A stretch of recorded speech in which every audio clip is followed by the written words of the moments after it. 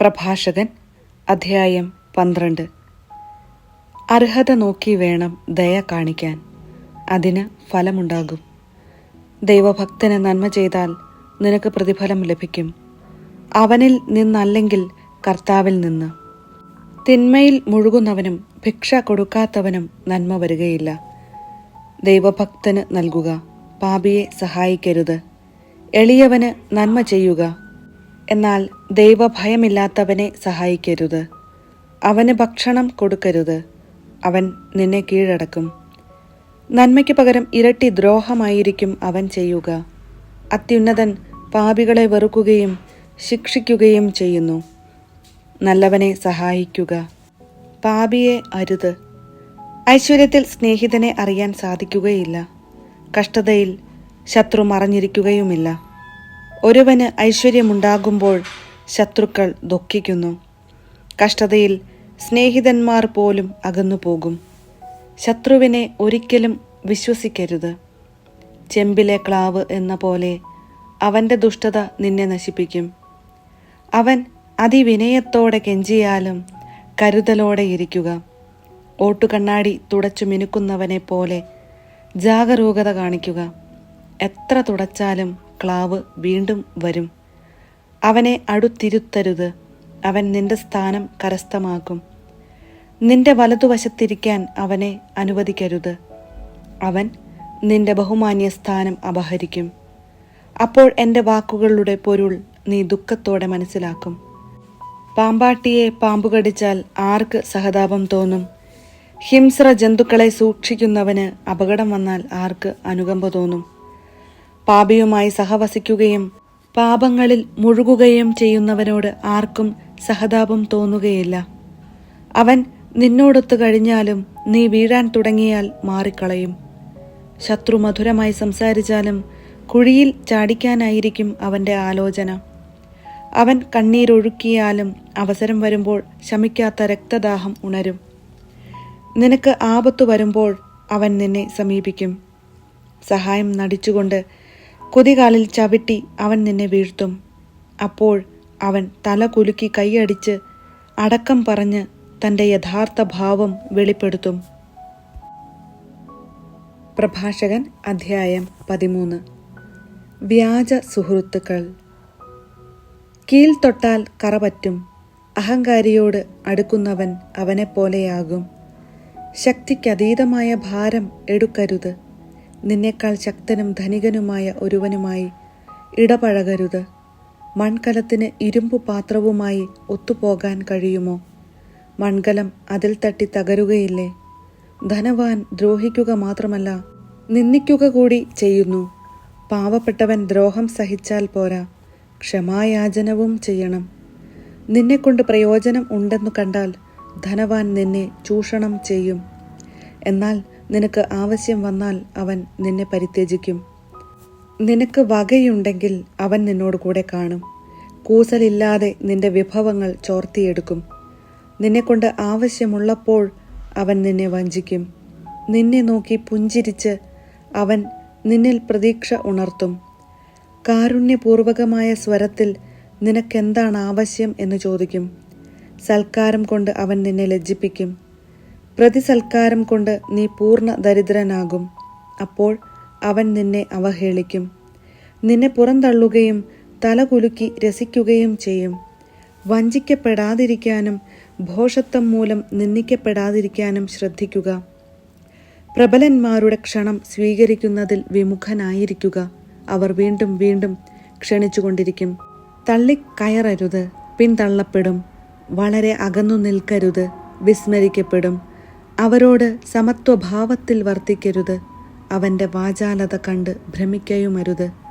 അതിഭാഷണത്തിലൂടെ നിന്നെ പരീക്ഷിക്കുകയും പുഞ്ചിരിയിലൂടെ നിന്നെ അളക്കുകയുമാണ് അവൻ ചെയ്യുന്നത്. രഹസ്യം സൂക്ഷിക്കാത്തവൻ നിർദയനാണ്. ദ്രോഹിക്കാനോ തടവിലാക്കാനോ അവൻ മടിക്കുകയില്ല. രഹസ്യങ്ങൾ ചോർന്നു പോകാതെ സൂക്ഷിക്കുക. നീ സഞ്ചരിക്കുമ്പോൾ നിന്റെ നാശവും കൂടെയുണ്ട്. ഓരോ ജീവിയും സ്വവർഗത്തെ സ്നേഹിക്കുന്നു, മനുഷ്യൻ അയൽക്കാരനെയും. ജീവികളെല്ലാം സ്വവർഗത്തിൽ ഇണങ്ങി നിൽക്കുന്നു, മനുഷ്യൻ തൻ്റെ തരത്തിൽപ്പെട്ടവനോടും. ചെന്നായ്ക്ക് കുഞ്ഞാടിനോട് എന്ത് ചങ്ങാത്തം, പാപിക്ക് ദൈവഭക്തനോടും അതിലേറെയില്ല. കഴുതപ്പുലിക്കും നായ്ക്കും ഇടയിൽ എന്ത് സമാധാനം, ധനികനും ദരിദ്രനും തമ്മിലും അങ്ങനെ തന്നെ. കാട്ടുകഴുതകൾ സിംഹങ്ങൾക്ക് ഇര, പാവപ്പെട്ടവർ ധനവാന്മാർക്കും. അഹങ്കാരി വിനയം വെറുക്കുന്നു, ധനവാൻ ദരിദ്രനെയും. ധനവാൻ കാലിടറിയാൽ സ്നേഹിതന്മാർ താങ്ങും, പാവപ്പെട്ടവർ വഴുതിയാൽ കൂട്ടുകാർ അവനെ തള്ളിയിടും. ധനികനു കാൽ പിഴച്ചാൽ വളരെ പേർ സഹായിക്കും, അവൻ പറയുന്നത് അനുചിതമായാലും അവർ ന്യായീകരിക്കും. എളിയവൻ വീണാൽ അവർ അവനെ ശകാരിക്കും, അവൻ ബുദ്ധിപൂർവം സംസാരിച്ചാലും അവർ ഗൗനിക്കുകയില്ല. ധനവാൻ സംസാരിക്കുമ്പോൾ എല്ലാവരും നിശബ്ദരായിരിക്കും, മാനം മുട്ടെ പുകഴ്ത്തും. ദരിദ്രൻ സംസാരിക്കുമ്പോൾ ഇവൻ ആര് എന്ന് അവർ ചോദിക്കും. അവന് കാലിടറിയാൽ അവർ അവനെ തള്ളിയിടും. പാപവിമുക്തമെങ്കിൽ സമ്പത്ത് നല്ലത് തന്നെ. ദൈവഭയം ഇല്ലാത്തവൻ്റെ ദൃഷ്ടിയിൽ ദാരിദ്ര്യം തിന്മയാണ്. ഹൃദയത്തിലെ നന്മയും തിന്മയും അനുസരിച്ച് മുഖഭാവത്തിൽ മാറ്റം വരും. പ്രസന്നവദനം ഹൃദയ സന്തുഷ്ടിയെ വെളിപ്പെടുത്തുന്നു. ആഴമേറിയ ചിന്തയിൽ നിന്നാണ് സുഭാഷിതങ്ങൾ രൂപം കൊള്ളുക. പ്രഭാഷകൻ അധ്യായം 14. സമ്പത്തിൻ്റെ വിനിയോഗം. വാക്കിൽ പിഴയ്ക്കാത്തവൻ അനുഗ്രഹീതൻ, അവന് പാപത്തെ പ്രതി ദുഃഖിക്കേണ്ടി വരുകയില്ല. മനസാക്ഷി കുറ്റപ്പെടുത്താത്തവനും പ്രത്യാശ കൈവെടിയാത്തവനും ഭാഗ്യവാൻ. ലുബ്ധൻ സമ്പത്ത് അർഹിക്കുന്നില്ല. അസൂയാലുവിന് സമ്പത്തുകൊണ്ട് എന്തു പ്രയോജനം? സ്വന്തം കാര്യത്തിൽ പിശുക്കു കാണിക്കുന്നവൻ്റെ സമ്പത്ത് അന്യർക്ക് പോകും.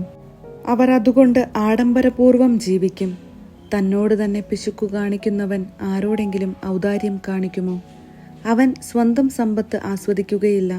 സ്വന്തം കാര്യത്തിൽ അല്പത്തം കാണിക്കുന്നതിനേക്കാൾ അല്പനായി ആരുമില്ല. അവനുള്ള ശിക്ഷയും അതുതന്നെ. അവൻ നന്മ ചെയ്യുന്നെങ്കിൽ അത് അറിയാതെയാണ്. അവസാനം അവൻ തൻ്റെ അല്പത്തം വെളിപ്പെടുത്തുകയും ചെയ്യുന്നു. അസൂയാലുവിൻ്റെ കണ്ണ് കുടിലമാണ്. അവൻ മറ്റുള്ളവരെ അവഗണിച്ച് മുഖം തിരിച്ചു കളയുന്നു. അത്യാഗ്രഹിയുടെ കണ്ണ് തൻ്റെ ഓഹരി കൊണ്ട് തൃപ്തിപ്പെടുന്നില്ല. ദുരാഗ്രഹം കൊണ്ടുള്ള അനീതി ആത്മാവിനെ ശുഷ്കമാക്കുന്നു. ലുബ്ധൻ്റെ കണ്ണ് അപ്പത്തെ വെറുക്കുന്നു, അവൻ്റെ ഭക്ഷണമേശയിൽ അത് കാണുകയില്ല. മകനെ, കഴിവിനൊത്ത് ചെലവ് ചെയ്തു കൊള്ളുക. കർത്താവിന് യോഗ്യമായ കാഴ്ചകൾ സമർപ്പിക്കുകയും ചെയ്യുക. മരണം വിദൂരമല്ലെന്ന് ഓർക്കുക. പാതാളത്തിൽ പ്രവേശിക്കേണ്ട സമയം നിനക്ക് അജ്ഞാതമാണ്. മരിക്കുന്നതിന് മുൻപ് സ്നേഹിതന് നന്മ ചെയ്യുക. ആവുന്നത്ര ഉദാരമായി അവനോട് പെരുമാറുക. ഇന്നിൻ്റെ സന്തോഷങ്ങൾ നഷ്ടപ്പെടുത്തരുത്. നിനക്ക് അർഹമായ സന്തോഷത്തിൻ്റെ ഓഹരി വേണ്ടെന്ന് വയ്ക്കരുത്. നിന്റെ പ്രയത്നത്തിൻ്റെ ഫലം മറ്റുള്ളവർക്ക് വിട്ടിട്ട് പോകുകയും നീ അധ്വാനിച്ച് സമ്പാദിച്ചവ അവർ പങ്കിട്ടെടുക്കുകയും ചെയ്യുകയില്ലേ? കൊണ്ടും കൊടുത്തും ജീവിതം ആസ്വദിക്കുക. പാതാളത്തിൽ സുഖം അനുഭവിക്കാൻ കഴിയുകയില്ല. ജീവനുള്ളതെല്ലാം വസ്ത്രം പോലെ ജീർണിക്കും. നീ മരിക്കണം എന്നാണ് ആദിയിലേയുള്ള നിയമം.